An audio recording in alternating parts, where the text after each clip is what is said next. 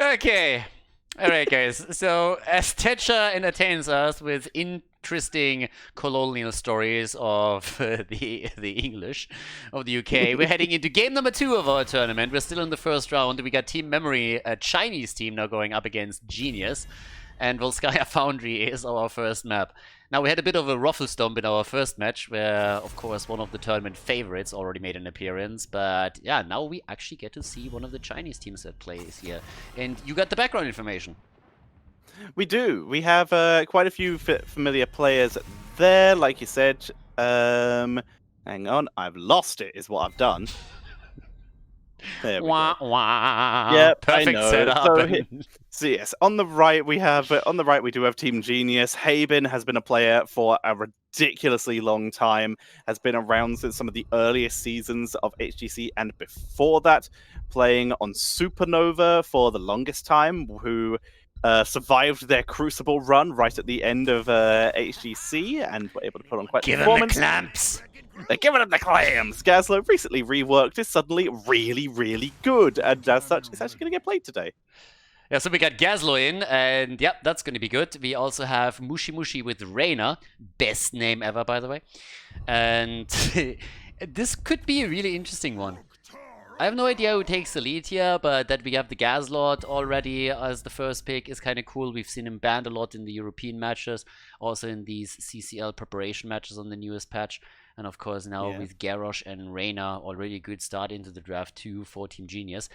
There's going to be differences between the meta that we're seeing in this tournament and everything else that we're getting, since of course with China, I mean, there's already one Anduin as one of the first picks. I mean, hello. Ooh. So, yeah. Yeah, that's interesting. That is a... Is that a Garrosh counter pick? Flip in, pull probably out? the pull is, but I don't know why they wouldn't just pick Johanna a bit earlier as well, because it combos with Gazlo ridiculously well and is the go-to counter for Garrosh. I'm not sure why I would prioritize Anduin first. Muradin banned. Interesting. Okay. Yeah, I was actually a little bit, like lately when I casted some of these prep matches for CCL, I gotta say, the Haymaker Muradins over there are just getting out of fucking control. They're not winning anything, but it's just like, damn, they're everywhere. It's just like, the build is all over the place. It's like someone, you know, takes a dice and rolls it every single time he gets a new talent. It's just like, I don't know what's happening there, but it's not a good look. Well, solo, by the way. Solo frontline Muradin Haymaker, and you're looking at it, it's like, that can't work. And then it doesn't, but next game he just makes an appearance again, so I don't know. Yeah. If I don't know what I'm doing, the enemies can't either. It's the perfect plan. By the way, is Lucky Mong the best name ever? It's pretty decent. That's another more experienced player who's been playing a lot during the revival tournaments we've been seeing in Korea for pretty solid results. A lot of thirds, a lot of fourths. Mushi, isn't that mushi pork? Isn't that like a dish? I think you think of mushu pork. Mushu? It's like, I don't know. It sounds funny. I like it. And yeah, Ching Chingy on the bottom, I like that too, because it's pretty much just like whining. But anyway, so now we got the Garrosh and player setup. I like it. We got Mei and we got Tacita. Okay. Also a decent setup for them. The one thing that worries me a little bit is that Gazlo is actually... I expected a triple frontline with Gazlo, honestly. So that they have someone that can just like tank the damage at the front a little bit more heavily. But this way they are maybe a bit more on the squishy side. They have a lot of push on the side lane though.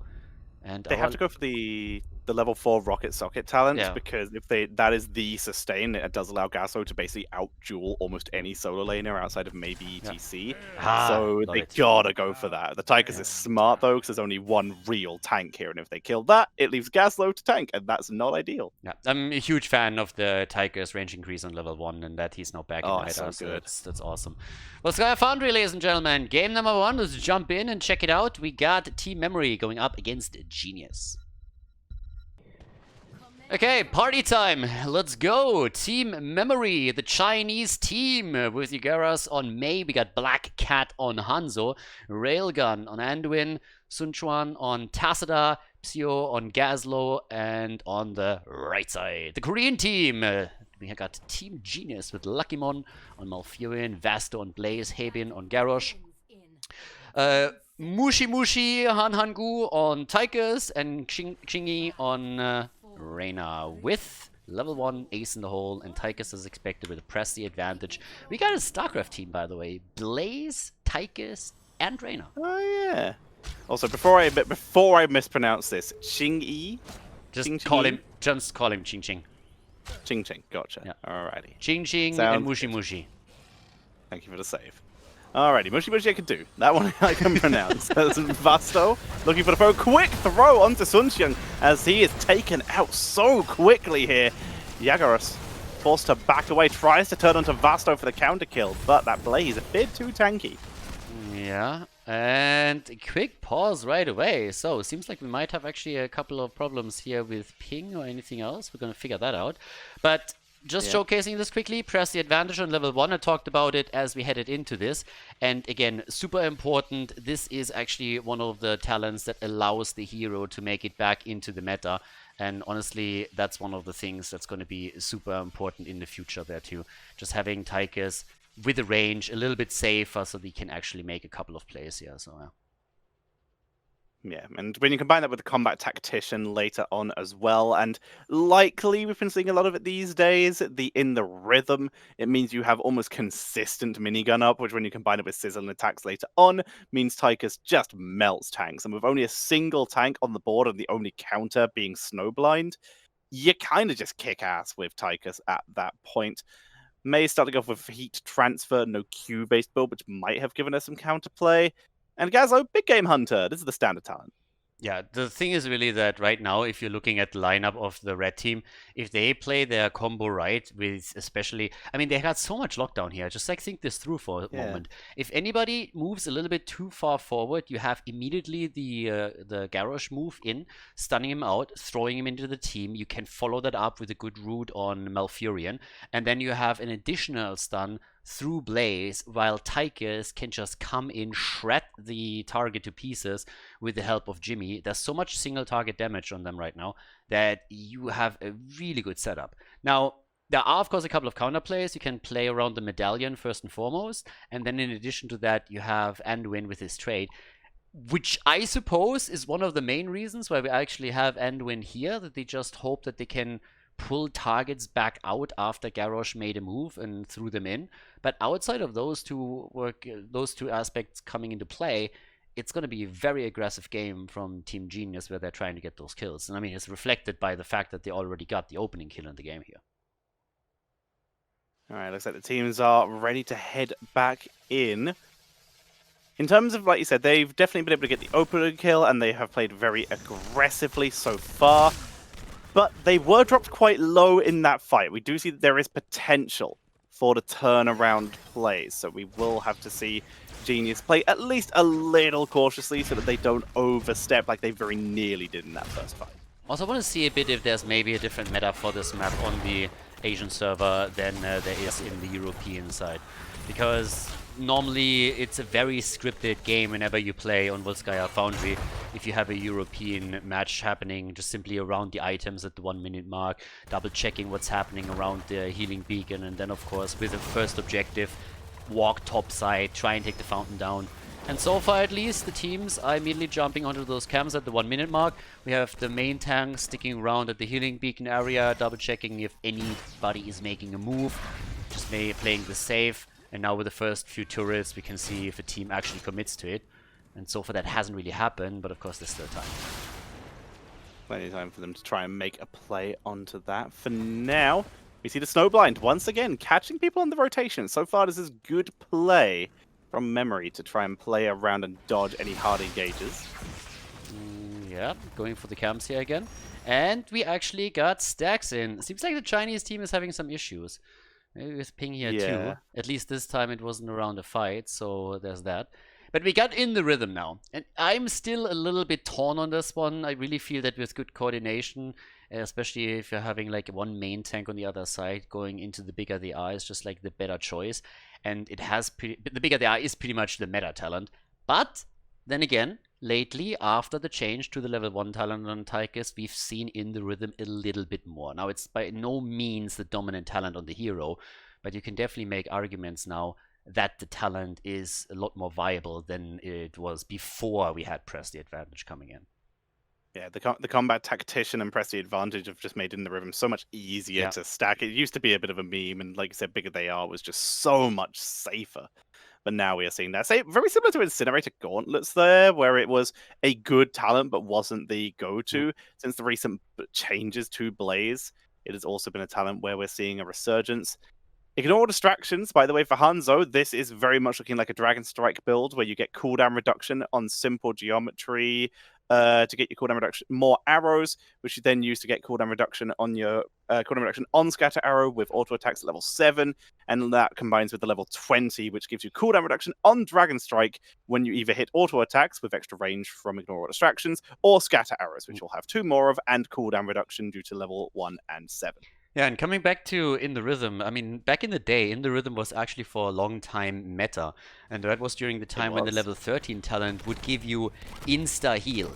So then, during the minigun, and Blizzard pretty much killed the talent combo completely with the change on the 13 talent, and that also made the level 4 talent pretty much useless in comparison, and that was a huge problem. But before that, you had a lot of players that would just try to stack In the Rhythm as much as they could, and even forego Odin in favor of the drill so that they can get more value out of the minigun. Yeah. And yeah, once that the level 13 talent in the way that it existed before was gone, once that they changed it, this entire build just fell completely apart. Interesting talents to point out here as we go further in. We've already mentioned the Ignore All Distractions, and In the Rhythm, we are going to be seeing the Electric Fence for Tassadar, going for a little bit of zoning, and that extra slow might help set up for Mei and Gazlo. There's the throw from Haben, who is being denied the pickup by Sun Xian, who's able to get the continued auto attacks, but Lucky able to get in there and get the barge committer, which they turn onto Railgun immediately. That makes that a double kill. Very nicely done by Tedious. 2 down, the Crybaby is dead too, and of course they had to use the healing beacon pretty much immediately. But that's 3 kills to 0 now, and they can make a play for Hanzo, which they do, take him down, and that is another victory for them. Yeah, here another look actually at that team fight up at the top. So Mei went down first, and they used that healing beacon to sustain themselves throughout the fight. And with good body blocking, Anduin was then also put into a pretty tricky spot, couldn't escape, was taken down. Not as many stacks for Tychus in that fight as I expected. Didn't really get on the cooldown activation enough, but he has 10 now. Has on level 7, of course, the Relentless Soldier, and we got the Unstable Compound now too. But they're looking good. Early level 7, nearly level ahead, 4 kills against 0. Good start for the red team for sure. They're not going for maximum cooldown, maximum stacks on In the Rhythm, where they could go for the Combat Tactician. That Relentless Soldier going to be a lot safer against Mei. Invasion onto the point, even Zio has come up. There's the pull onto Sun Xian, keeping him alive as they try to turn onto Vasto. Players also still skirting the edges of the checkpoint here, but they have to fall back and tap the fountain before they re-engage. They still hold the stats advantage. Medallions, again, cooldowns are now visible all the way up at the top. On both sides, we still have 3 players that haven't used theirs just yet. And important to note is that both tanks actually used their medallion already on the side of Team Genius, so they don't have those unstoppable frames anymore if it becomes a little bit too hot in the team fight. Mei, then again, she still has hers available, so that's a bit of an advantage for the frontliner on the side of Team Memory, as we have another attack already moving in, and Garrosh is in a bit of trouble here.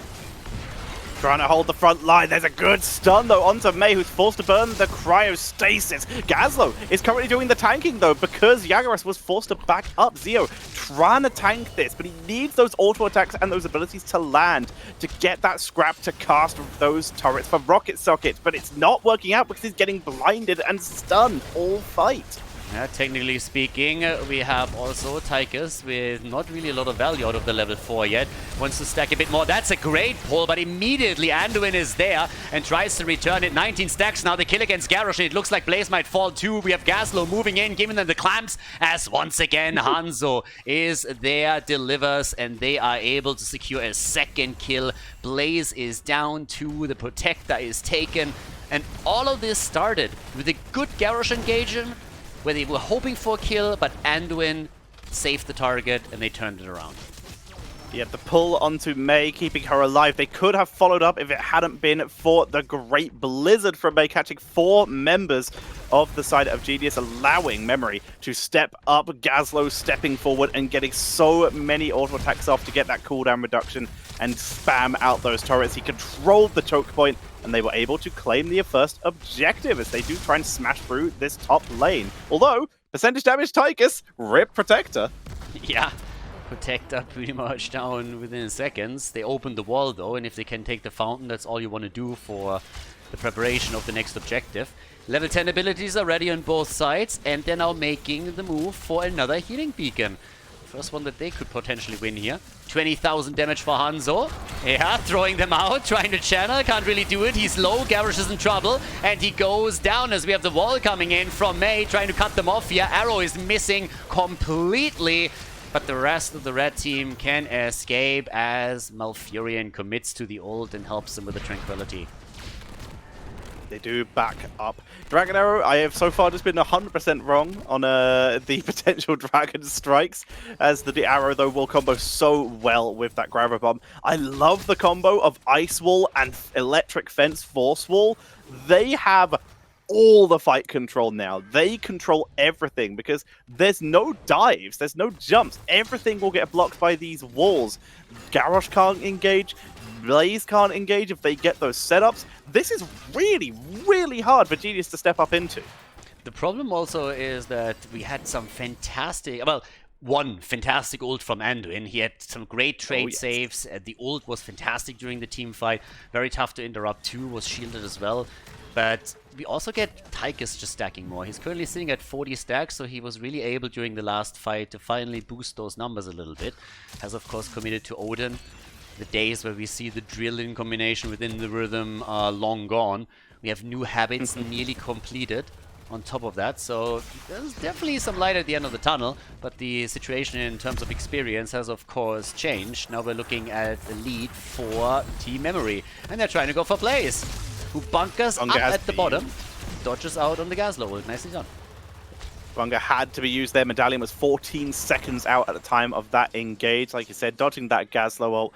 Worth it for Vasto. That bunker is a 60-second cooldown. Gravo Bomb is a little bit shorter, but it does give him a little bit more free time to soak in the bot lane without worrying about another hard engage.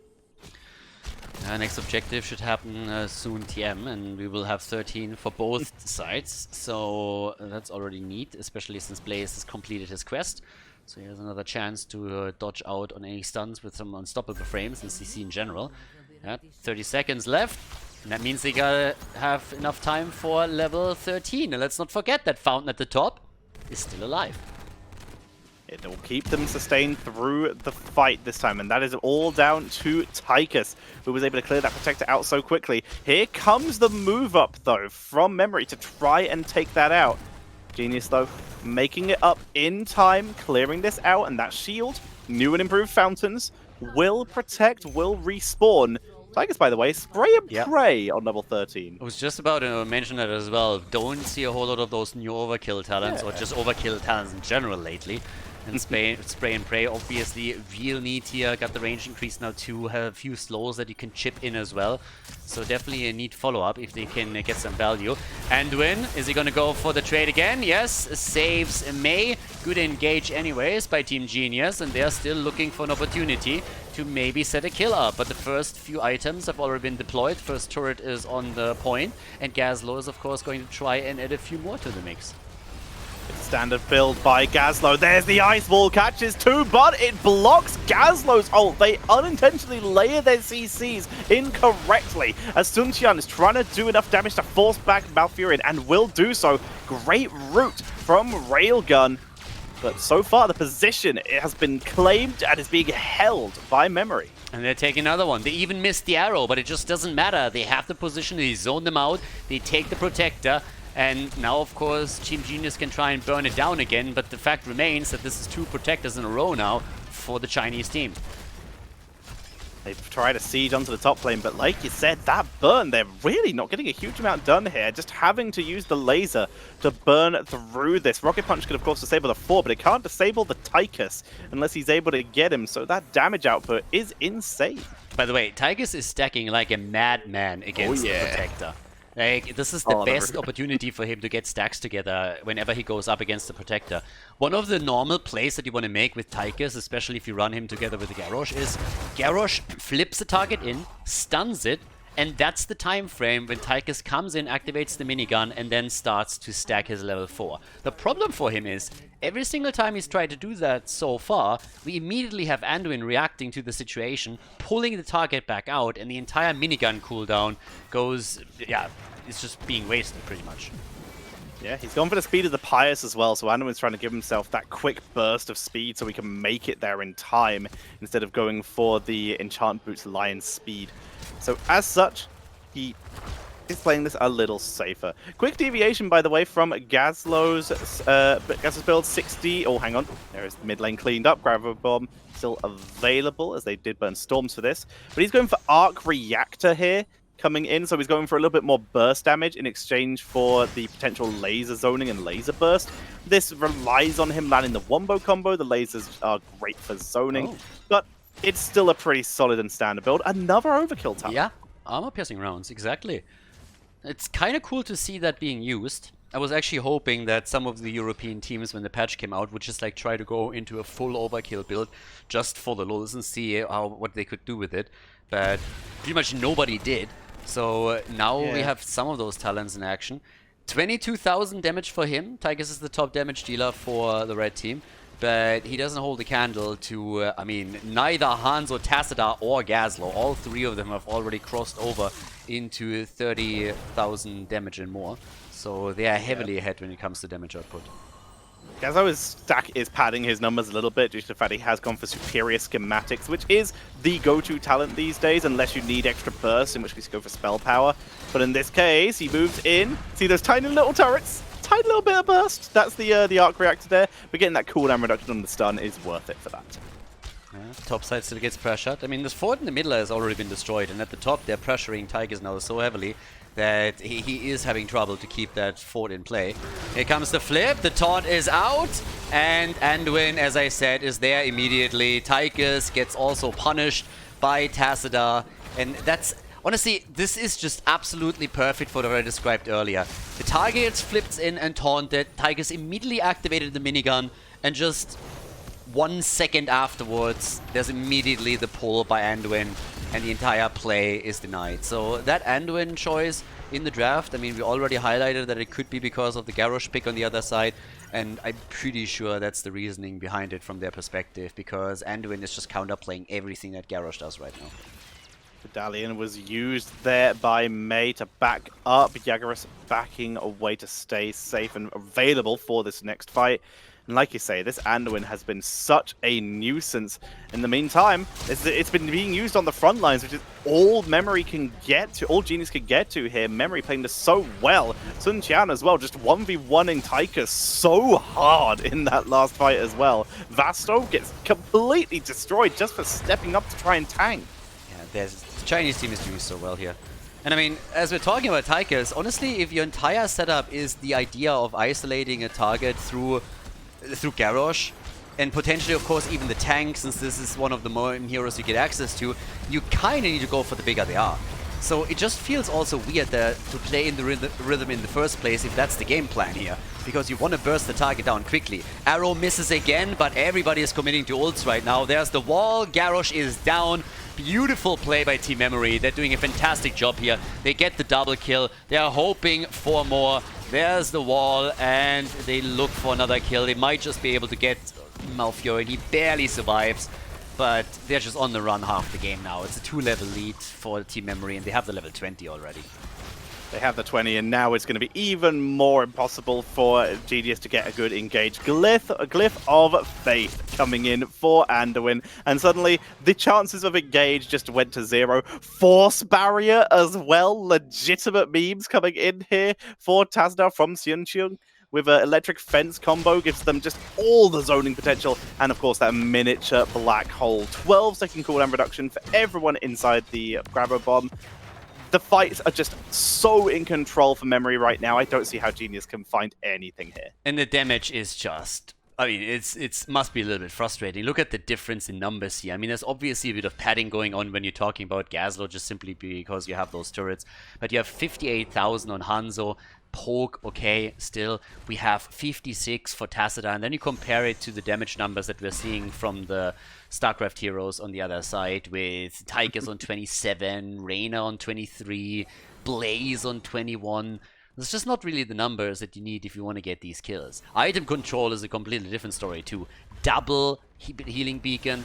Of course, Team Genius didn't even fight for this third spot. How could they? They don't have their 20 talents. They're desperately trying to get enough experience to lock the Storm talents in so that they can now defend with even talents at least, but it is an uphill battle for them. Yeah, they don't even have everyone here right now. Tigers, the most important person, arguably, is being forced to port back and make their way in as fast as possible to try and defend this. But yeah, that keep is gonzo. Yeah, there's no way, especially since they still don't have level 20. They're trying to fight a little bit, but finally there's the Storm talents. Big red button comes in immediately. The fortified bunker is ready. They should be able to at least save it here. I don't think they're going to lose. But can they turn it around? That's the big question. They haven't taken a single major structure yet in this game. Their way forward. Haben not looking so hard. There's Gravo, only catches the tank as Haven is destroyed in that fight. The Protector is finally sniped by Tigers, who again, big red button. Dragon Arrow is sidestepped, so they still got a chance to hold this. Yeah, the arrows. Have you seen an arrow connect yet? I think he missed every single one in this game. So no, yes, one. He hit one. He hit one on Garrosh in top lane. True. 7-4 now. Bunker is out. Still, Tigers is just firing away here. Good bubble once more from Anduin. They're trying to make it a play for Blaze. He escapes. The shield is whittled down slowly but steadily. Team Genius is in so much trouble, and they're going to lose Tigers here, aren't they? Yes, Tigers is dead too. So that's a 5 versus 3 setup for them right now. Anduin is battling it out with Jimmy in the back. Is pulling Tacita back in too. But Anduin goes down. He's eliminated. May. Ooh, Gaslow trying to combo them in. He can't. And the red team is actually fighting back and saving their core. They're holding. There are 2 catapults pushing onto the core, but Sunship is going to be taken out here. Lucky trying to chase it in with Vesto. Trying to get the big slows. Will set that up. Reyna unable to chase in any further. The core is tied to catapults. That will have to be dealt with eventually. There we go. Thank you, Garrosh. Haben will solve that, and they're going to be able to finally move across the map and just take items and do something. Genius back in it. Yeah, they need to get the item control now for the next upcoming fight. 175 stacks for Tacita on the level 1, 97 for Tigers on his level 4. So things are slowly but steadily happening. And well, let's see if they can turn it. I mean, they lost 15 points on the core. We have 8 kills to 7. But with the item control that they're now slowly establishing, maybe they have a chance to lock the next objective in. Would be their first. Every single Protector has so far been won by Team Memory. And of course, they want to finish what they started. But maybe with those level 20 talents, and a little bit of momentum, they can come back. Big arrow after the Gaslow combo and the attempt to zone them out here. Bit of a ballsy play, honestly. With only 3 heroes, they would commit to this. That could backfire. Yeah, they were trying to set up something, but again, Graphabomb only really hitting the tanks, so they didn't have enough damage to set up. Gazo missing the immediate burst that the Laser Town at 16 offers in exchange for just a little bit of single target damage from the turrets. But in this case, he did get multiple heroes in the Graphabomb, so it's already back for the Wombo. The Dragon Arrow, though, was a little bit more questionable on follow-up. That's going to be down for another 30 seconds. Should be fine for the objective, but yeah. There it is, announced as we speak. And now we have 3 items against 0, if I'm not mistaken. I don't think they hold on to anything. Yeah, nope, blue team doesn't have anything. So 3 items to 0 as we're going to head into the 4th objective of the game. But again, keep in mind, even if Team Genius wins the Protector, the fact remains that they have to go through Fort and Keep if they want to make their way towards the core.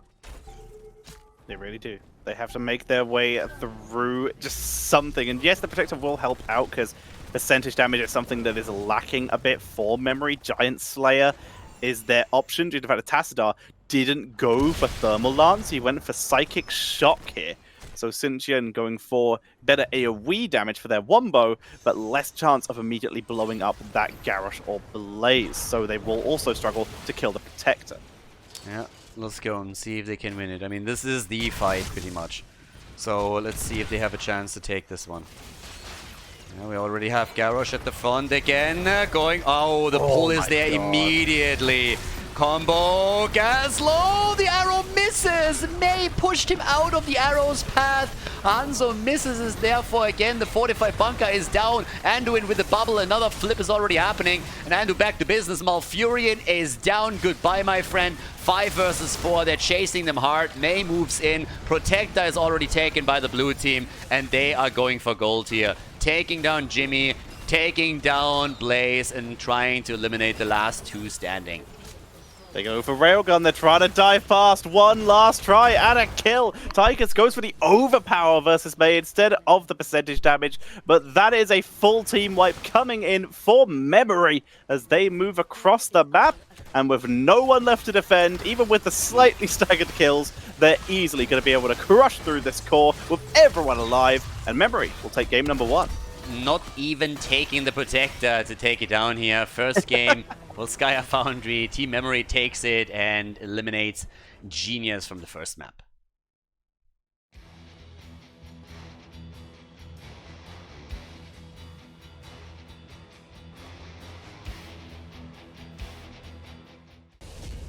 Alright, let's go! We got our Chinese team kicking ass over here. Team Memory with a big boy win against Team Genius on Volskaya Foundry as we are heading into the second map of the best of 3 series, Battlefield of Eternity, here at the Halloween Harvest Tournament.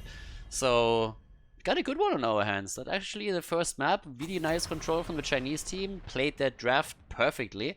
So big shout out to them. And let's see if they can repeat that on Battlefield of Eternity, or if Team Genius can go for a draft that helps them a little bit in these setups now. Exactly. So, Maiev going to be banned out quite early here from Genius, removing a hero who would certainly set up for the playstyle we've been seeing from Memory, which is very Wombo focused. Yeah, and there's their Gaslow ban. First pick, first ban have shifted. So, of course, the team that loses decides whether they want to have first pick or whether they want to choose the map. Normally, the team that loses goes for first pick. This game is no exception. Team Genius decides that they want to have first ban, first pick. And so they would be the ones ending up with Gaslow if they want him. Team Memory doesn't risk that. Say really like, nope, ain't happening. Not on our watch, and ban him out right away. Going to be seeing second ban from Genius here. They remove the Ana, and this is a pretty consistent ban we've seen from Haben in the past when he plays at least on ladder. Some research I was able to do. So, and also, again, denies Wombos and the Li Ming Ana combos you can get on this map, or Li Ming Ana, or Chromie Ana is so deadly, it's basically impossible to defend against. You have to play aggressively into it, which is going to be very hard due to Memory's playstyle. Alright, they actually take their time with the bans. So we got Sukov banned out too. I mean, Sukov is really nice for interrupting any combos as well with a good lurking arm that he can set up. There's the early pick into Jimmy, the exterminator value, as Jing Jing locks him in right away. So they're definitely looking to burn that Immortal down as quickly as they can. As I said before, other heroes that you could see on this map on the damage side would be Greymane, Sylvanas, Vala with an arrow build, and Hanzo. So a couple of good picks that they could lock in still. Li Ming, of course, always nice as well. They decided to go down the Hanzo route for now, and ETC. One of the best tanks on this map, honestly. Absolutely. So much control, so much hard engaged ability to face melt people into immortal stuns is always welcome. Also, just an interesting fact, this is the second time we've played Battlefield of Eternity today, and the second time Reyna has been first picked. So Jing Jing in good company by the looks of it. But with Hanzo on the board, we saw them go basically a full scatter arrow build last game, so wouldn't be too surprising to see that coming in again. Oh. Ooh, Panna time! Alright! Yeah. We got the Chen on the top lane. I like it. That could make for some top keg plays. Good stuff. Top keg plays? Is that what you just said to me? Yep. Oh dear. Alrighty. Well, Chen on the board with no offlaner selected, so very risky to pick that so early. But I'm excited to see how well they're able to execute that. They, again, what counters Chen? I don't actually know. I don't see Chen played enough. Alcohol-free ale. Oh dear. Sober October. Alrighty. I'm being told apparently that's not Haven, it's a fan of Haven, and that is just, that can't be right, surely. It's like a number 11 GM player. That can't be right, Did surely. you get trolled? Maybe. I don't know. Well, either way, Imperious banned out. I'm just going to keep saying it's Haven because that's where I have the stats from. We're going to be Ming. seeing Li Ming. Okay. That's so much burst. We have the Anduin again, so maybe it's a little bit more than Railgun just trying to counteract the hero like Garrosh on the last map. Maybe it's really just also a preference pick for him. I guess we're going to find out if this goes to a third map. But I like that we got Li Ming. Again, she's great on the map. You can always get some damage in against the opponent's Immortal. They have to either soak it with the objective, the damage, or with the heroes. You got Hanzo for the pokes. It's a solid combo. A bit more chromey counter play here as they are looking for a mage war. And Diablo! Dibbles is in. So Diablo Chen at the front line. I'm quite surprised that we saw Chromie fall so far down the draft when she's been in ban phases for most of the other games we've been seeing recently on this map. But it does go over. We're going to see, like you said, the Diablo into ETC. This is a good map for Diablo. Lots of walls to hit, and it was going to be working overtime and also being careful with its own positioning. With Chen and Diablo combined, that is so much dive. Yeah, Blaze, I like it. So a little bit more of a safety layer with ETC at the front. An additional stun, of course, too. Can poke that out as well. So solid setup for both sides. I gotta say, I really like what we're seeing for Team Memory here. But let's find out if Team Genius can fight back on the second map. Again, this is the best of 3 series. We are on the Korean server, on the Asian server right now. Battlefield of Eternity. Map number 2 coming up. Game number 2. Let's go, ladies. We got on the left side for the Chinese team Yagaras on ETC, Psio on Blaze, Black Cat on Li Ming, Railgun for the second time in a row on Anduin, Sun Xuan on Hanzo, and on the right side of the map, Team Genius with Hebin on Diablo. We got Xing Xingi on Chromie, Mushi Hanan on Reyna, Lucky Mong on Malfurion, and Vasto on Chen. Did you, by the way, hear that apparently Korea could run into a problem with kimchi? Because apparently the weather and other stuff ruined some of those cabbage harvests. Oh, I did not know that was a thing. That's a national emergency, my friend. I don't really know how true that is. I just like saw a headline, and you know how reliable headlines are. But Absolutely, still, that came out of a little bit out of nowhere. When I first saw that, and I was like, wait a second, kimchi, wait, what?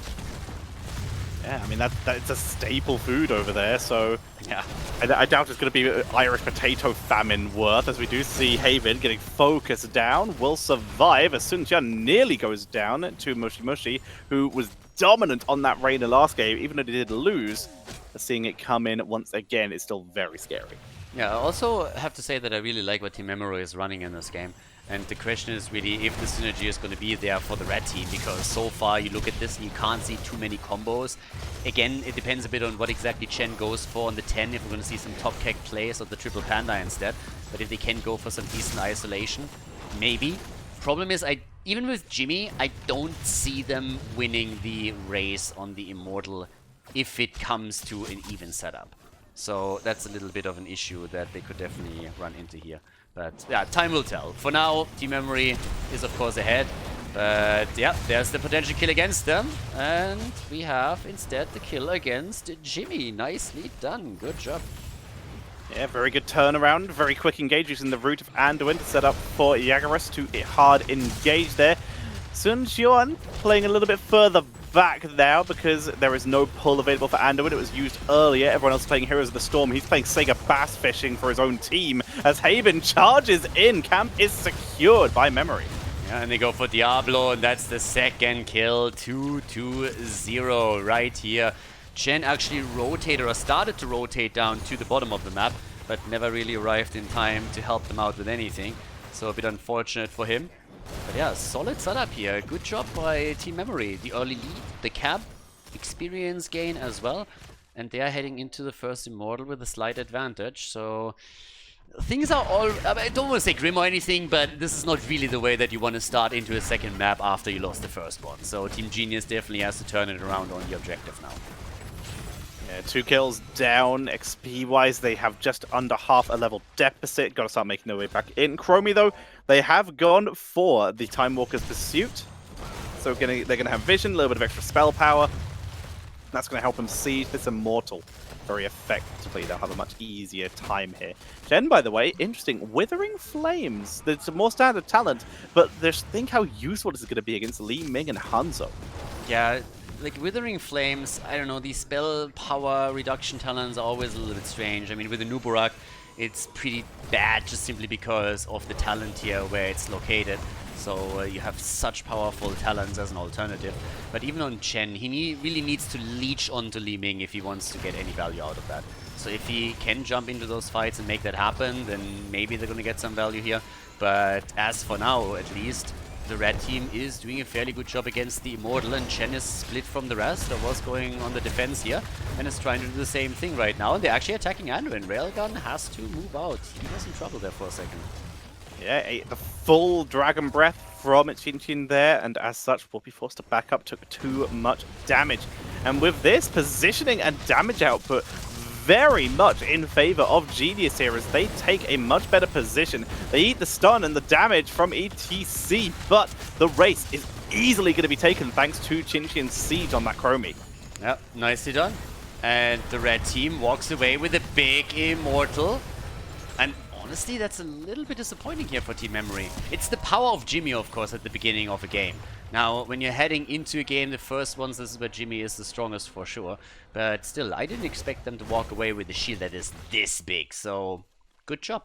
Really nicely done by Team Genius. And honestly, this is exactly what they needed. As I said, they were behind. Now they at least have a big objective, and they could use that to break through the wall, maybe even take the fort down. So there's definitely potential here. Memory spent a lot of time in that objective phase trying to fight as opposed to race with Li Ming and Hanzo, who has gone for the level 7 serrated arrows. But they need to find the right angles to do that. In a second, those Immortal swap positions, they were going to get zoned out pretty hard. This Immortal gets quite a big chunk off the fort, but will not be able to finish the job. ETC, you can see Yagaris was looking for the opportunity to move forward, but was shut down by the time trap of Chinchin. Yeah, we have the Calamity now in. Level 7 talent is pretty much normal talents for now. Top side still our 1 versus 1. Still not a single kill for Team Genius, but again, the first objective gave them quite a bit of value.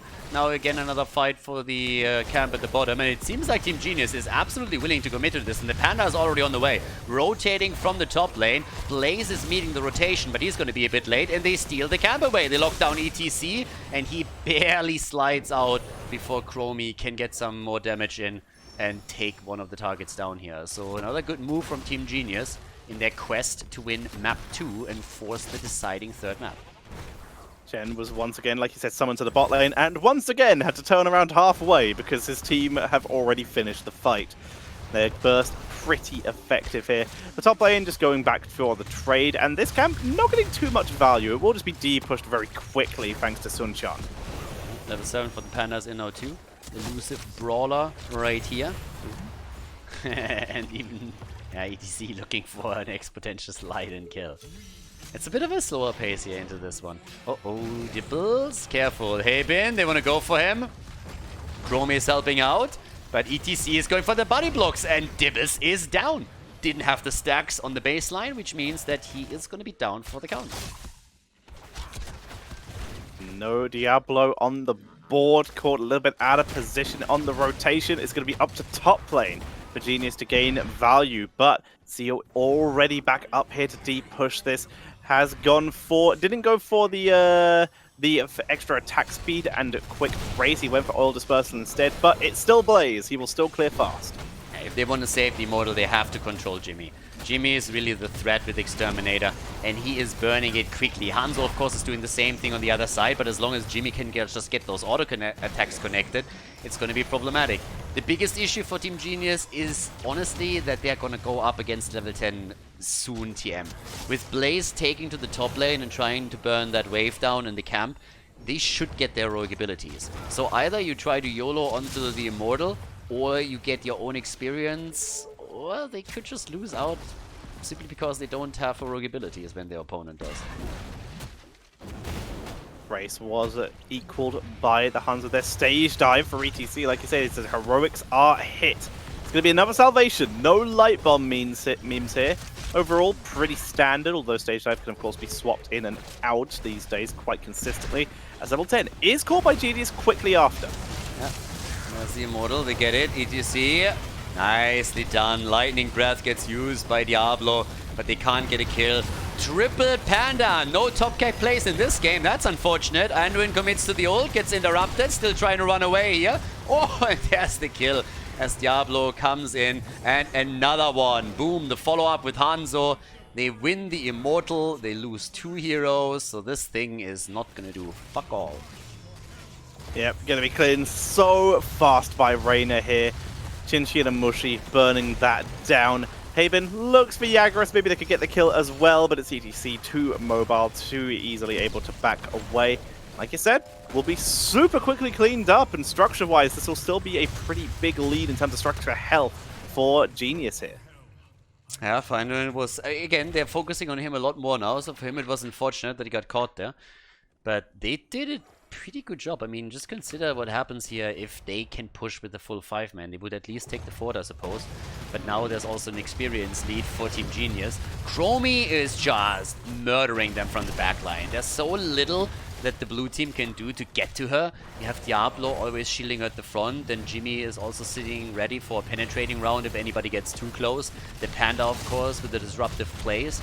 And talking the Panda, we have plays against the Panda up at the bottom of the map with the assist of a Shaman camp that we can now use as too. So they're really trying to go for it now. There's still a kill lead for Memory. But the fact remains that Team Genius is starting to, on the objective and just the control of the map in general, they're doing way better. Yeah, they're just creeping ahead very slowly here. Haben backing up. Has enough souls, does not want to lose them before objective. Wants to make sure that they are full and healthy. Zio zoning this very effectively. Good anchor, and with the Sonic Arrow, there is going to be no engage from Genius. As Memory just grab the camp uncontested. Next objective is going to be up in just a sec, and there's only one team that will have an objective up as we're heading into the next one, and that is Team Genius. So they have a slight advantage here. Garrus is going to the top. I don't really think they have enough time for this. This is a little bit surprising that he actually commits to the camp here. Even if Blaze rotates in, there's just no way. I mean, don't get me wrong, he has a stage dive, but he should still try to zone them out a little bit and not just simply global in. He gives up, he lets it go, he's going to rotate down on foot to try and make it to his team. There's a Bruiser camp pushing up there as well, which is going to be a nuisance. Meantime, his team does start sieging in, and no one is contesting them yet. This will actually allow Blaze to de-push top lane. Yeah, easily. So yeah, there's more than enough time. Jimmy's now making his way in. And there we go, Exterminator value. That talent is so insane on this map. It's just absolutely beautiful how you have talents like this. Like 3 times. That excel on, on specific maps. He nearly has it at 50% already. It's just crazy. Liming is trying to do the same thing at the bottom of the map. Well, and there we go. Absolutely ridiculous. It's so much damage, like you say. It's nerfed so many times, it's still so good. Haben tanking that with Soul Shield there. Enough to share now for Chen as well, so they have a lot of defensive power. EDC with Encore, going for that cooldown reduction, the go-to talent these days, because it's really broken. Top lane, by the way, is going to be under a bit more pressure. Arrow connects this time. ETC is coming in too. Stage dive is there. They make the play for Malfurion. He's low. The bunker is out. And they're still saving everybody. And nobody died yet. Big brawl and everybody just hitting as they're trying to go for ETC this time. Good stun by Zio, saving Jagras there, and it's gonna be no one dying. Everyone gets out of this, but the positioning and the health bars very much in favor of Genius as they rush in, and they will take this Immortal race. They're gonna try and look for Zio at the same time, though. Jagras coming in. If they can't with the Immortal, they'll take the kills as they look for Haben. Soul Shield is dropped, and Haben gets out, but Zio will be able to get the kill onto Chen as they look for Chin as well. That's going to be the double kill. Can they get the triple? Stage dive for good measure. And they snipe it away from Sun Xian's arrow. Nice triple kill here for them, and topside gets pushed. I mean, it's a bit of a theme at this point that the team that wins the Immortal then loses the fight right afterwards and doesn't get enough push power with the bad boy. So now the topside can be defended. I guess the fort is still falling considering how strong this beast is, But yeah, it's 6 kills to 2, so Memory is doing much better in team fights. But the objective for the second time now won by Team Genius, and in structures they are still heavily ahead. They are looking really, really solid. Again, they looked good in the early game of last game, but this one, they're bringing it through and they're seizing control. A big 4-man push, 5-man push, in fact, into the bot lane to make this a double fort play. And Genius extend their lead. Exactly what they should be doing. They can't afford to lose in the late game like last time. They just keep control, keep moving, and they keep making sure that there's going to be no chance of engages. They steal the camp. Great anchoring by Haben, but Jaggerus actually looking for a potential engage there, but he cannot find it. Yeah, I'm still honestly a bit surprised that we don't see a mosh pit here. The stage dive is kind of cool, don't get me wrong, but we've seen mosh pit played with great success into compositions that have way more interrupts than what we're seeing here. Yeah, I mean, the interrupt is penetrating rounds. Yeah. And I guess to the extent Diablo, but Diablo didn't even go into an apocalypse or anything. There's like no apocalypse, there's no Twilight Dream. So there's like a lot of stuff that could have been done with the proper mosh pit here. So if he decides between the two and he feels that stage dive would be okay as well, I would have at least waited for everybody else to pick the 10 and then decide what you want to go for. But as it stands, I don't really think they get the same value. They have the early level 60 now though, so maybe they can exploit that advantage as long as they have it a little bit. Yeah, like, don't get me wrong, I love stage dive. I think it's really powerful. Yeah, it's going to be great to get onto Chromie. But again, like you say, they've had heroics first. They could have waited and waited for the stage dive to be useful, or waited for the mosh to be quick picked. But instead, they've committed to this. They have a really fast rotation and a great split pusher in the late game. But I am concerned about their lack of main crowd control, because right now Zio is the main frontline engager. Yeah. I mean, honestly, even if they would have gone for the other ults, I would have still gone for stage dive, for mosh pit here. As I said, in the European scene, you have seen so many good moshs, even with plenty of interrupts on the other side, and you can always use it also as a tool to bait out or to make sure that someone has to hold the cooldown back on the other side, so you get value there one way or another. But either way, as it stands, we have Team Genius still coming in here, but this time the blue team is a little bit ahead on the race. Arrow in the back is hitting Malfurion, but Jimmy is doing his thing right now. Everybody else is defending. Team Genius wants to hold on to this, but it gets burned down quickly. That Immortal is in trouble. Here comes ETC, the Panda's also committing, they're making the plays, and Jimmy was actually caught. He tried to mount and then the stun circles appeared, so he slowed down a little bit, walks over, the kill against Li Ming in the bottom nearly, but the main fight is still continuing and Chromie falls. Chromie is down, they nearly burn Malfurion to a crisp, ETC dies, the fight's all over the place. Hanzo gets chased by Diablo, Blaze dies, Hanzo gets murdered, and they still haven't taken the Immortal. That fight turned on a dime.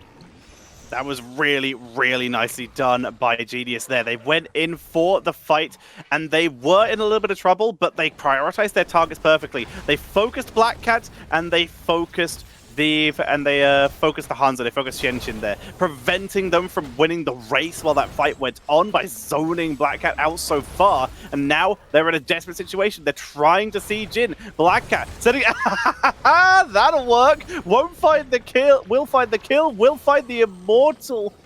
Almost. Yeah. The slight lead for Mushi there, able to claim that Immortal. Almost got the race. If he'd landed that orb, that would have got it. Yeah, 800 hit points. An 800 hit point shield is what we're seeing now. So they were spamming the Immortal. Did you see that? They were just like, just go for it. It doesn't matter. Just take it. Yeah, but here comes the push. And Dibbles is back. He had the stacks, so he was revived right away. And it's a 5 versus 5. It's nearly, I mean, it's pretty much identical experience. It's 8 kills to 5. But the Immortal gets burned so quickly here. Can they save that keep, though?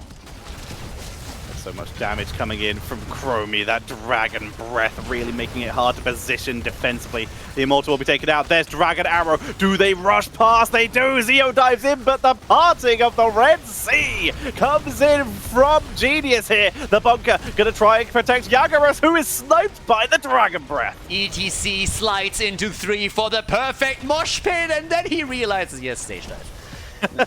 Now There's he's the dead. bowl. Now he's dead, and they can go for core. The Korean team, they're trying to force game 3, and they kill Hanzo, and that should set them up for their kill.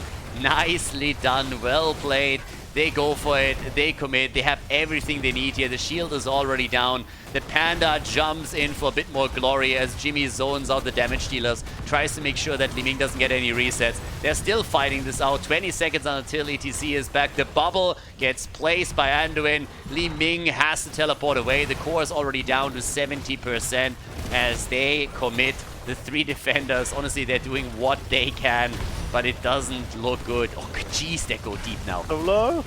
There's the turnaround, though. Finally, the one hope named Black Cat to try and save this has been slain, but the health bars are starting to look low. The sacrifice of Black Cat may have been enough. They live. They actually get back. Okay. If they can turn this, that would be sick city. I mean, you look at that setup, 50% on the core, the camp's taken, the Korean team actually plays it safe. They were running out of mana on a lot of the heroes too. It wasn't only the hit point pools that were decimated, but with the healer lost, that's a problem for them. So they actually keep that up.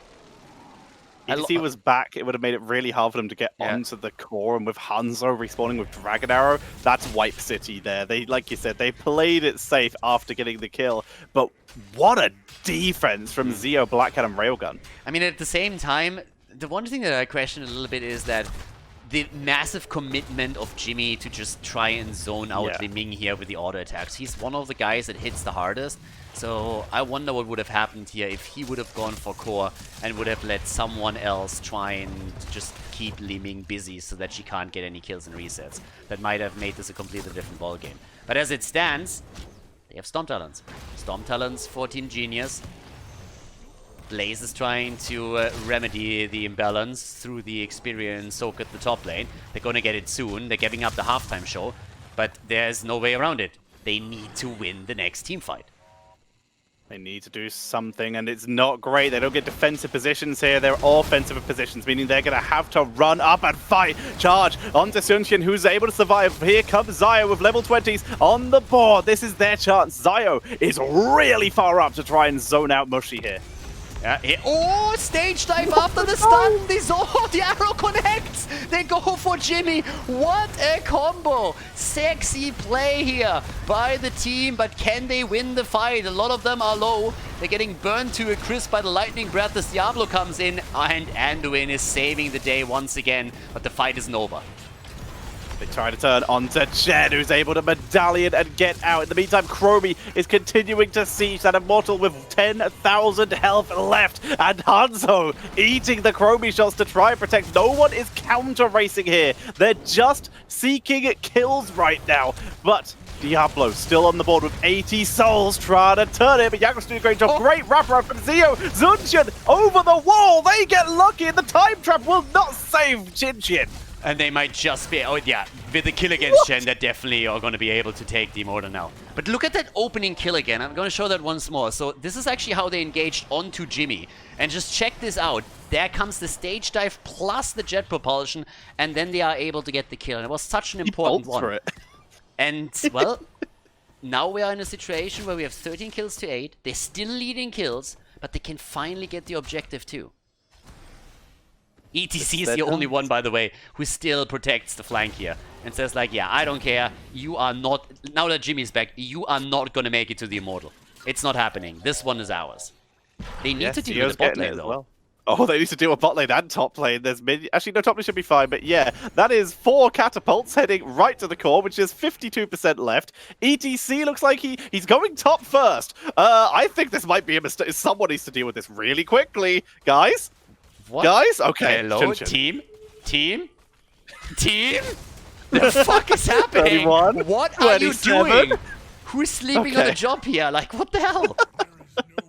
Little bit of a mistake there. ETC, the closest to the base, goes top lane instead. The core drops to 27%, basically guaranteeing that if they don't push in for a death push here, that they can be backdoored at any time. Yeah, they can. Absolutely right. They can be backdoored at any point from here on out. And if they don't take the keep at the bottom now, then I don't... Yeah, there's already the Hyperion. They're really trying to shut the down as quickly as they can. And the Immortal is defeated. Team Memory, I mean, generally speaking, they're doing a great job. They played a very solid first map. But there's a couple moments that we've now seen over and over where the decision-making is just not on point. There's been a couple mistakes, like you say, but they do still survive. They got a fort, finally.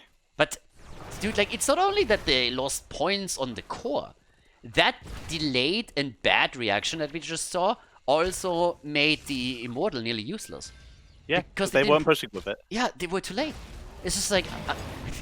after looking at this, I'm like, how can this happen? You make all the right choices, and you have plenty of time to do that too, and all of a sudden you just blank. They just blanked. They didn't see it, I suppose. Nobody made the call. Yeah. Zio retreating here. That's a big dive coming in from Haven. He's got 100 souls. Soul Shield to try and tank through this. They tried to blow him up last time. They can't do it again. He's too tanky. Great route from Vasto as they snipe the ETC. Railgun in full retreat. Haven too low to continue the fight. Dragon Arrow may have just saved the rest of the team, but it's still... Oh no, Railgun! Railgun! He gets sniped by the sand. And with that, that's a double kill. He walked in literally every single one of them. It's just like, dude, the only way for him to die was literally if he eats every single one of the 3 shots. Yep. And he walked them through. Wow. This looks... Suncheon here for the defense. 3 members left. Black Cat, Suncheon, and Zio. But Hyperion has already been dropped. Haven even gets an extra little bit of damage onto the core with his Hellgate. And that's game number 2 going over to Genius, meaning we have a 3-game series.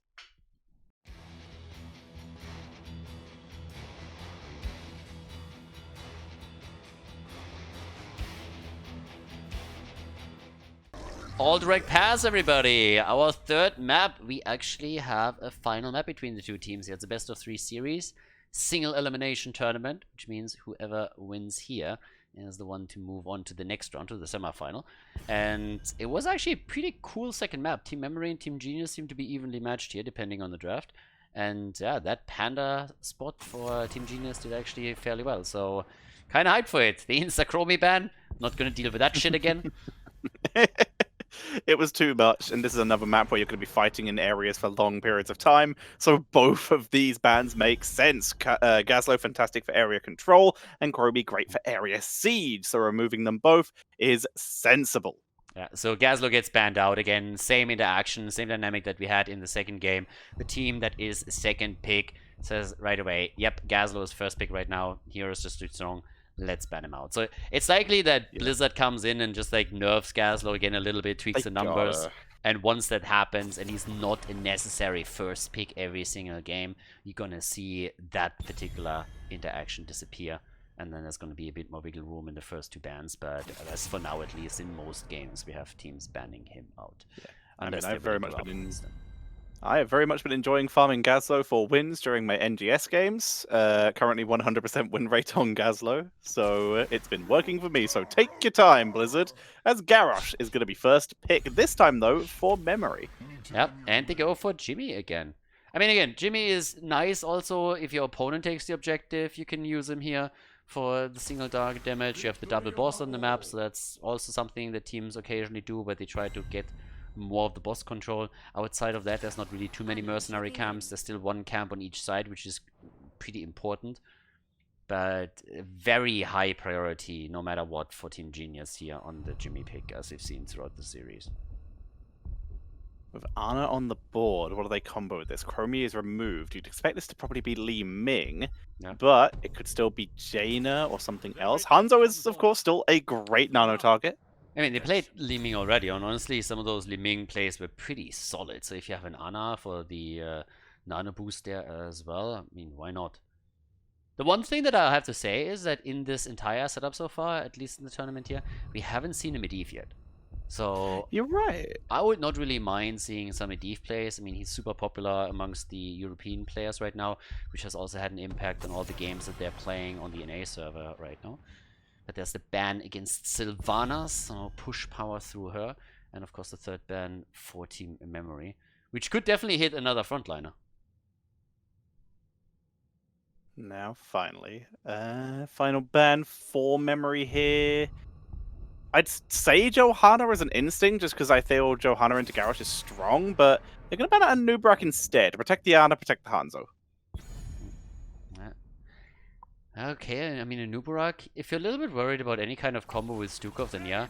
Oh, Muradin and Chen. Haymaker, top keg. Oh, yes, isolations, please. And massive shove. Haymaker, top keg, and massive shove. There we go. This is how we play. This is how Heroes was meant to be played. Yeah, oh god, hell no. Please no. Okay. There's the Hanzo pick. Jungle pick. Hanzo is already early. And D.Va, finally. So this is the first D.Va game, actually. Which is kind of surprising. Super hard. She's in Western games, she's so popular, and this is the first time we've seen her. She even gets banned, so yeah, it's kind of cool to have that. Like the three top offlaners right now seem to be D.Va, Gazlo, and Yarel, with maybe Imperius slipping in as the fourth. You need another hero that can push people around. Jimmy has the penetrating round. Everybody can just like push heroes around here. Zeratul. Oh, that can't push. Nah. That could have been a Stitches, you know? Triple tank, let's go. Stitches, hook. Stitches, hook. Like, bear with me here. Stitches, hook, gorges the target. Then Muradin just like pushes them. Like, we have something here. Nothing of this is going to happen though, as we're heading into game number 3, all direct pass. Alright, let's go. Game 3. We got Sun Quan on Hanzo, Yugaras on Garrosh, Black Hat on Junkrat, and Psyo on D.Va with Railgun on Ana. Then again, for Team Genius, the Korean team with Haben on Muradin. Xing thought it was a fantastic idea to play Zeratul against an Ana player that is literally called Railgun. So I can't wait for those sleep darts. We get Mushi on Reina, Lucky Mong on Stukov, and Vasto is playing Chen in this game. Pretty beefy frontline for the red team. And yeah, this is for all the marbles. The team that wins makes it to the semi-final. They get rewarded. They go up against Team TAT. Lucky them. And the loser drops out of the tournament. Alright, hear me out. They still go barrel to push people into Void Prison, and then they lose anyway because they don't have any follow-up that isn't Lurking Arm. Ingenious strategy. I love it. Here comes Haven, kind of caught out. Will use Dwarf Toss to escape because he was zoned out by the steel trap there, the concussion mine. Jaegerus looks for an engage, cannot find it, as no one dies at this early stage of the game, and no one had to use a medallion. Yep, all the medallion cooldowns are still up. Top side, bit of pressure against D.Va. Nothing too fancy here. And the Panda, yeah, unfortunate for the blue team, it wasn't quite in range of the towers. That would have made that an interesting situation. With the adjusted tower damage, of course, after the recent patch. Could have maybe helped them. Zio, interesting level 1 here, has opted to go for the pro moves. Now this will help against Reina and the fire damage from Chen, and eventually, if Zeratul, Hanzo is dead, and so is the mech. Double kill comes in, and there's 1.5 kills coming in at this early stage. But yeah, we'll help out with the little bits of armor, but it's going to suck in lane for D.Va right now because she will not have the sustain at all to contest against Chen, where she could have if she'd gone for the full metal or perhaps the liquid cooling. So instead, she is just going to get dropped out of mech form consistently. Yeah, and of course the neat thing for them is now that Muradin also walked away with quite a couple of extra stacks for his baseline here. Sitting at 6, 2, 3. Let's see if he can do a little bit more with this. Top side, yep, Chen is already starting to try and push D.Va out. Our one-on-one is still strong. And he has a level 4 talent. It's actually a full cleave build that he goes for. So not even just having on the level 1 and 16, but even committing to his level 4 choice. In comes Garrosh, drops the medallion right away. Has now also his Indomitable on level 4, but can't really set a kill up for the team. That running cleave is what I was talking about earlier, with something that will actually help pro moves out. Good stun by Haven. Allows Chin to get out of danger. But yeah, this pro moves, it's going to help in the fights. Laning's going to suck, but it looks like D.Va's strategy is to not lane, and instead just double soak and rotate between the lanes. let's see what we can actually do here in the middle in particular. I honestly, every single time that you have a Junkrat there, I really just like feel just poking the structures down. It's always kind of neat, but in this case, he couldn't really do too much over here. Bottom of the map, we already have Zeratul sitting tight. I mean, he's the one to watch out for later on when he jumps into the back line and try to get the kills against the squishies. We have Junkrat, we got Hanzo there, I couldn't even make the play for Ana. But as you already pointed out earlier, Tetra, you got, of course, that Garrosh that he has to be careful about, and on top of that, also the sleep darts from Ana. So any kind of these setups would be a problem. Chen is, by the way, following up with the same build that we've seen previously. And they are Buddy blocking in the middle of the map already, trying to drop Garrosh here. But at least for now, he's able to escape. Too tanky. He burned Medallion, so a little bit careful there. Knockback onto Mong. Lucky Mong being forced to back away here.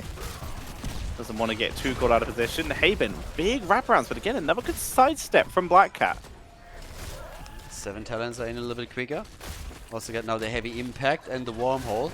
Sledgehammer is still a bit of a talent, but I gotta say, like, I don't really know about that. I mean, again, it's kind of cool to have it, but he's really giving up a lot of the heal potential that he has laid on in the game. Now, to be fair, in this case at least, he is also supported by Chen, so there is another tank on his side. But you don't want to be too squishy on a Muradin. You need to be the bulwark at the front that can just like hammer out these storm balls 6 days to Sunday and lock the stuns in for the team. Let's throw onto Muradin. Sleep Dart right onto the mine. If that Steel Trap had activated a second earlier, Haben would be dead right now. Although, they're still going to rush him down. Here come the grenades. It's not going to be enough, and the reactive ballista balls will save Lucky Mong too. You have only a single kill in this game. That was the earlier one where they caught someone out of guard. So nothing really too insane just happening. But yep, there we go. They're going for the first objective. I mean, this is usually the case, that objective gets ignored until we have level 7 talents for both teams, and then they're starting to make the approach here. You want to make sure that you are on even talents with your opponent. It's a bit too dicey. Ooh, Zeratul. Yep, he gets wrecked. Gets caught out on the wrong side here. And that's one player down now on the side of the Korean team. So our Chinese players have an advantage as they're heading into the first objective. Sunjian was dropped pretty low, but Railgun remedies this issue very quickly, with the objective being channeled and will be concluded by Memory as they even up the kill count and will finally be able to get some aggression onto the map as the first cavalry goes over to them. Still even experience on the other hand, so we're not gonna see anybody walk away with an early level 10 that they can use for the push. But of course, if they can take some of the structures down, it might help. Now, the Sledgehammer is already contributing to even more stacks. 15 and 8 on baseline and level 1 for Muradin. If he gets the cooldown reduction on his auto attacks and the piercing bolt, that would of course be quite neat for the rest of the team. But yeah, Zeratul again, he needs to pop off. He goes Void Prison. Like, I don't really know if I like this too much, considering that he has to be the one putting pressure onto the squishies. I think like a standard build would have been maybe a bit better for him, going into the Might of the Nerazim here and really playing around the cooldown and trying to just get the damage out. Big shove, yeah, for sure. Oh, still no barrel. We almost had the meme build we described. Barrel people into the VP, but no, it's gonna be Storm of Fire because someone likes winning. As we're gonna see the defense coming out, pushing as hard as they can. Micro Missiles does a little bit of damage to Reyna, who is slept. Another brilliant, massive shove from Lucky Mongs takes Jaegerist out of the fight. The VP though. Yeah, and immediately gets killed too, so yeah, I don't know, but that was so much fail in like one play. It's really unfortunate for him. I mean, he got unlucky there, so it's unfortunate for him, but he misses the VP and then he gets killed for it. And Garrosh survives. No, like, what? I have no words. What? That was unreal. How did Garrosh just survive? What happened there? The power of a multi-man sleep dart from Railgun to give time for Jaegerist to sustain, and the fantastic healing darts just wow. Yeah, absolutely insane. So first you have that VP fail that gets followed with a Zeratul kill, then Muradin says pretty much, okay, I gotta follow it up. Zeratul redeems himself a little bit with a solo kill against Junkrat at the bottom of the map. But I'm coming back to my point. Why is he not going for an actual build right now? I mean, VP was awesome back in the days when you went for the big wombo combos that then usually got shut down by stuns, which is why players started to go into more of a solo build on Zeratul with Might of the Nerazim. And it doesn't mean that you can't get value out of a good VP. It still can be incredibly helpful to a team composition. But just looking at the two teams here and the amount of squishies on the other side, if you have a good Zeratul player that goes for Might of the Nerazim here in a really just like dynamic playstyle, you can rip that backline apart in a team fight. Yeah. I feel Even like with this... Sorry, go on. no, it's like it just feels like a lost opportunity here. I don't know. It doesn't mean that they can't get value out of the VP, but I don't really think that it stacks up to what he could do with a proper build that could threaten the backline. Even with this build, with the full Cleave build, you don't see Wormhole that often these days. You usually see the W engage with Singularity Spike. And you use the blink to escape because that 1 second, 1.25 second delay before you can return to your blink location is Garrosh death time. And so it's still just a weird setup builder going in. He's going to try and dive the backline, do some damage to Railgun, but it's going to Wormhole out. Yeah, Wormhole's out, comes back in. There's the VP. Can they set it up now? Yeah, Zeratul is already low and a safe attempt, but it's really the Panda that they have to deal with. And actually, Junkrat is the one to deal with him the most. He just simply pushes them away, and Panda duration is pretty much over. So Junkrat is cancelling out that ult with a well-placed mine. So what we just saw there was the attempt at the wombo they're trying to do with VP, which is VP into Chen Storm of Fire engage for the root, which is unusual to say the least. I mean, they have the 13 now on Stukov too, so they can lock them out even harder. True. So if that works out, then maybe. But right now, it's another objective that could very well go over to Team Memory. So a bit of an uphill battle. To be fair, they have 3 kills as well, so it's not like they can't find their kills here. But they're also getting pressured. In the middle, as the fort is already a bit low, Mirrodin is done with the baseline, so he has the piercing bolt now. Yeah, and Zeratul, look how much damage he does just simply without his 10. Without the Might of the Nerazim. He's really threatening Black Cat on Junkrat over and over again, but he just doesn't have the follow-up. Yeah, Black Cat would be dead if he'd been able to get those setups, if he'd been able to have that little bit of extra burst, because Ana wasn't reacting fast. He tries to go for Railgun there, just being forced to blink away. And look at this, he's just completely separated from his team right now. He's playing a completely different game as Dragon Arrow is sidestepped. Yeah, does miss. Here comes Mirrodin. Again, the attack onto Junkrat, and he gets the kill. But there's the taunt, where's the follow-up damage? It's not there, they can't go for Zeratul, they're trying. He isolates Ana, they should be able to take her down here. And yeah, she has no escape. Mirrodin is dead as well though, but Zeratul comes in with the kill. So they still get their kills, but I really think they made his life a little bit harder than it had to be. Either way, he's getting some damage in, they get the double kill, which is super important. They traded Mirrodin for that. They have also a good push going on in the middle. I mean, that's going to take down that fort. It's a huge one. Just look at that setup. So how many headhunters do you have? All the headhunters. Here comes the nuke out to try and zone for the defense. Storm of Fire a little early to dodge the damage, but able to get their turnaround focus onto Garrosh, and that will guarantee the objective and maybe kill the Garrosh. Nope, never mind. Great concussion mine coming out from Black Cat. Perfectly timed with the Riptire as well. He channels the point. He's gonna try and save this, but Zeratul Chin denies the channel with the blink in, but Lucky Mong will still be taking out a triple kill in exchange for the objective. Yeah, they get the objective, they lose 3 heroes, experience lead now, again for Team Memory. Honestly, a lot of this just feels familiar, doesn't it? The blue team wins fights and has the superior kill count, but they lose out on the objective and start to lose control of the map. Very reminiscent of what we saw on Battlefield of Eternity.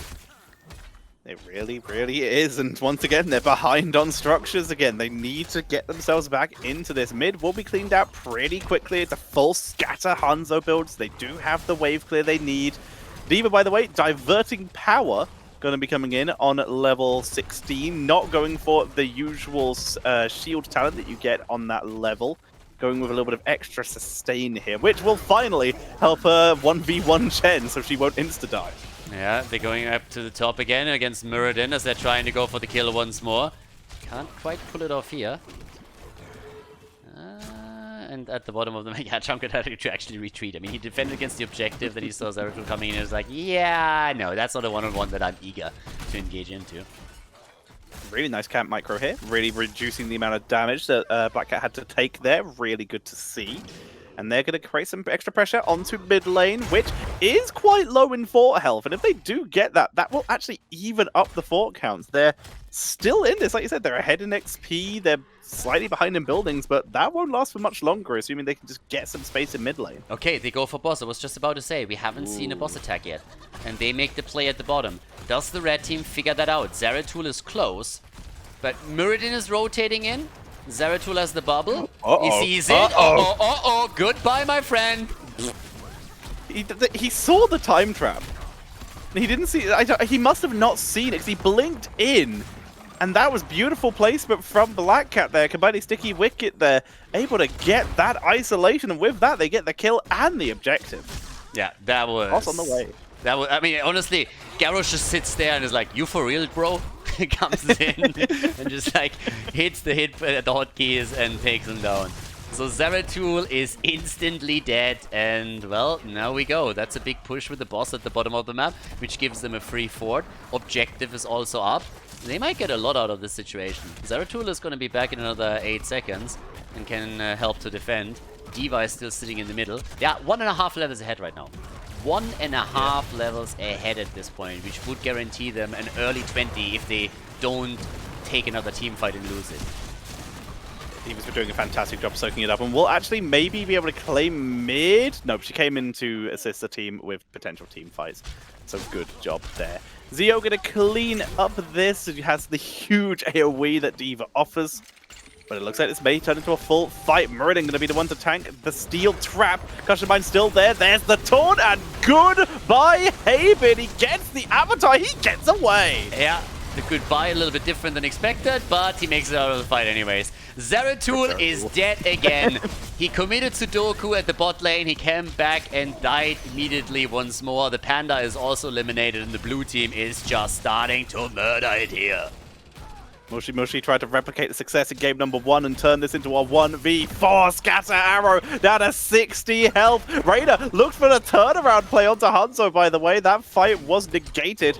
Lucky trying to heal up the team. It's 3 versus 4. This is still doable by Genius here, but they are getting zoned out real hard here, and they need Reyna to be topped up. Yeah, and Haben gets poked down now too. Yeah, they need a genius move to come back here, and they decided to just simply walk away from the objective and let this one slide. The problem for me is really it's not only the objective that they're giving up, they also will have to face a level 20 talent on the opponent side. Yeah. So that's gonna be tough, like really tough. 20 plus objective, yeah, good luck dealing with that. Zeratul needs 20 to be useful here. So far, it's not working out in their favor. He's still a level and a half away. It's available for the side of Memory, who now have Titanic Might. They have extra oomph timing attacks, the nano infusion. The damage output's just too much here. Hanzo gonna go with Bullseye. This should just be a push down. I don't know if they can win with this because of core armor, but it's not gonna be looking pretty for the side of Genius. Coming straight into the middle again. Trying to push this out. Bot lane, D.Va is dealing with it. Top lane Ford is pretty much a foregone conclusion that it's going to fall. The 20 talents are here, as of course expected. And, well, they focus on the bot lane for now. They should at least get this one. Remove the first armor shield here with an important move. If they can get some kills, they might be able to go for game. This is Team Memory coming in with some solid pressure. First one is down, could still rotate into, well, maybe even the middle or the top and try to get some pressure going there. You want to do as much damage as you possibly can before your opponent hits 20. They push in micro missiles, just focusing to keep down Chen and Reyna, making the most of that exterminator on Reyna. This will actually allow them to 5-man defend mid, and this will allow them to stay in this unless they lose Haben. That was a good kill. Zio with the percentage damage to finish the job there, and with the numbers advantage, is going to be Memory. Take it out, that middle keep. Yeah, they need to take that middle keep as quickly as they can. 20 is so close right now for Team Genius. They might even Yeah, no, they don't want to risk anything. I was about to say, maybe they might not get it because Team Genius decides to defend it properly, but they don't want to lose heroes here. They know exactly that if they lose a hero or two, it's just going to spiral out of control and they're going to get snowballed hard. So now they have their level 20, and of course, it's pretty much coming down to this next fight. Whatever happens there, they need to win it. The problem is that Team Memory is just rotating topside and is going for boss. In plain vision, I should add. So they just simply... But they have Hanzo. They got Hanzo with the red arrows, and the red team lets it happen. Yeah, they can't really do anything about it. They don't have Muradin. They can't take the fight. They're just going to have to defend this. It will push into the lane with the last keep, meaning it will be easy to defend, but of course, every keep is armor off the core here. However, they have the important talents now. That top off will help. Execute will give them better kill potential. The rewind on Muradin might save his life here, and Shadow Mending might make Zeratul useful. Yeah, we'll find out, but for now it's 11 kills to 6. The boss is pushing. Oh, that taunt! Yeah, Nice. Nowhere! That's a big one. Zeratul can now play much more aggressive. Yeah, here comes the flank. They're trying to go for Ana. She's dead. Ana's dead. They get it. Zeratul now with Shadow Mending, and the Void Slash is eating through people here. They're getting all the kills. There's the D.Va nuke dropped in full retreat. Gets the mech, and D.Va is out of there. But Zeratul was thinking about giving chase. Boss still needs to be cleared. Objective is up. Genius just saved themselves the game, but they are far and away from getting themselves the comeback. Now, they will save the keep thanks to G-Minus Exterminator, and they're going for the objective, so they actually got a shot here. I mean, they are not out of this yet. That next objective, 19 minutes into the game, it should help them to at least eliminate the two forts, the one at the top and the bottom of the map, and maybe a little bit more than that. So, they got a shot. It's not going to be easy for them considering how far behind they are in general, but maybe they have a chance here. And they... Oh, Memory is trying... Memory is trying to lose the game. Oh, Jun. Wow. It's beautiful. Oh it's beautiful. Nice. Nice. That Matrix Zeratul just saved them the game. commits Sudoku again. And yeah, stop solving all these math puzzles, dude. Seriously. So he dies once more, and that means they can go for the core here, probably. This is going to be rough. 5 versus 4. Do they actually try to defend, or did they just YOLO this? It's possible. They don't have... They have one mercenary left. No, sorry, that is a catapult. So they don't have a mercenary to reduce the armor on the core. So they're just going to try and put pressure on. They've cleaned out one cavalry. Oh, they're just looking for the fight. They know if they get the fight, they can end the game here. They're looking for the kill. Onto Habin. Jagras looking for the medallion. Lucky Mog. Stukov saves his own ass, and therefore the game. Yeah, that medallion would... honestly, if he's on cooldown on the medallion, he's dead. Plain and simple. There's no way to save yourself in that situation. Lava is crying somewhere. Yeah, he indeed is. Lava is not going to be happy about this. I don't really know an tank player that is happy with the medallion being in the game. Yeah, I mean, I can't disagree with them. That should have been potentially a game ender because they made the right rotation, but it is a tool and it is available. Top 4 is taken down, and there is a big push with the last remaining cavalry in bot lane. And that's the problem. Now, because they were trying to go for the fight, they lost both forts still. They could have defended all of them, but they decided to try and get a kill, which I can understand. It's not a bad choice by any means.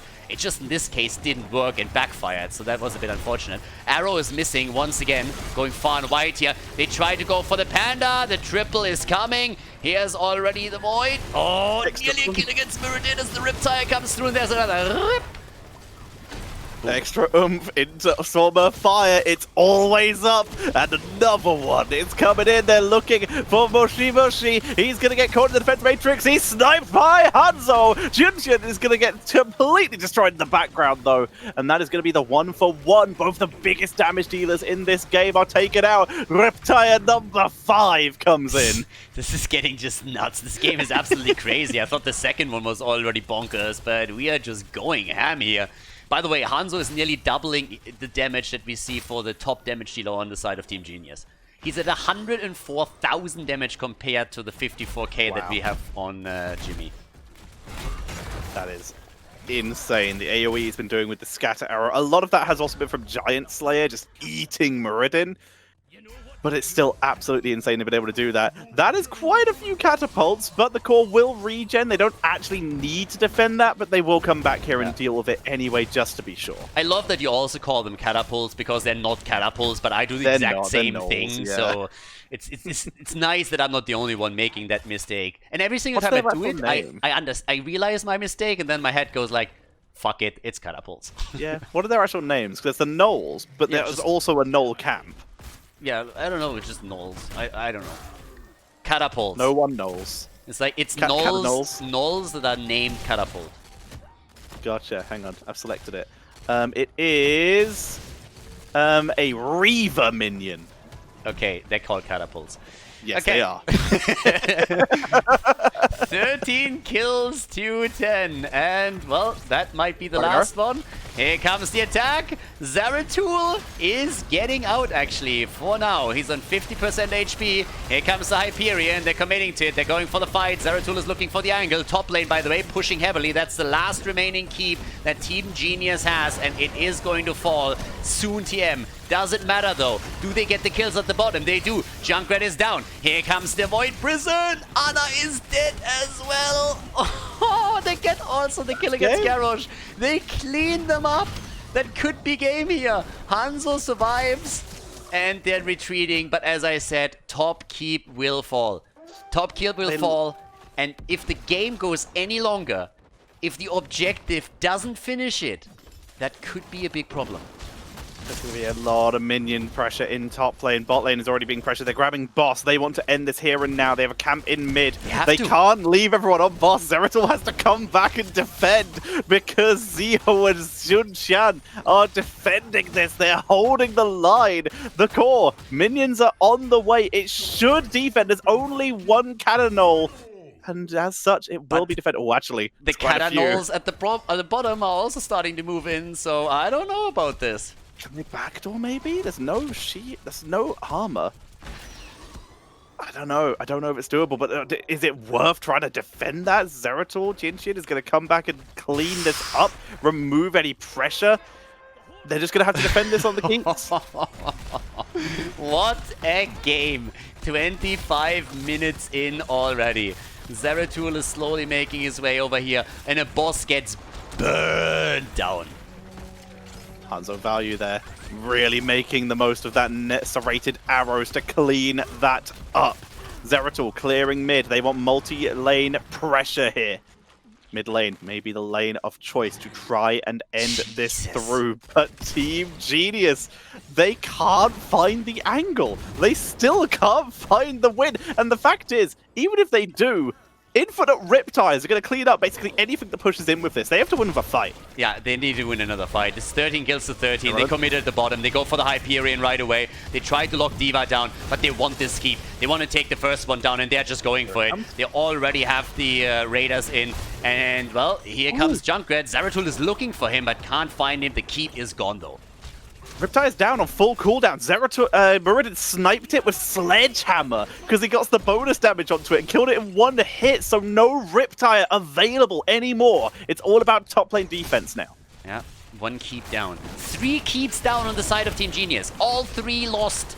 They're trying to take the radar down here. There's the flip. Muradin is taunted, gets the avatar through, and jumps out. No kill just yet. And Radar is about to be eliminated. They go for the Panda.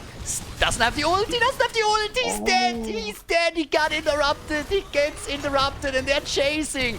The medallion used for Jimmy as he's trying to get away. Muradin is in trouble too. Hebin is about to go down. That's a double. That has to be fucking game now. It has to be. It should be. It should be. There's the bullseye. Zeratul is low. He goes back in. He gets the healing with Shadow Mending, but he doesn't get the VP onto Xunshan. And as such, it's all down to Mushy. But he is so outnumbered. Lucky Mog in full retreat. Mushy with nowhere to go. The penetrating rounds are carrying, but he can't win the numbers game. And finally, a full team wipe. There's no keeps. This has to be it. Yeah, you can't mush your way out of this one. 5-man team wipe, 18 to 13 kills. Just double checking, no minions at the bot lane to decide the game for the bad team. And they are taking it. The Chinese team, ladies and gentlemen, Team Memory with a victory against Team Genius on the third map on All Direct Pass. What an insane series. Absolutely epic performance here by both teams. But it's Team Memory that moves on to the semifinals, and Team Genius is eliminated from the tournament.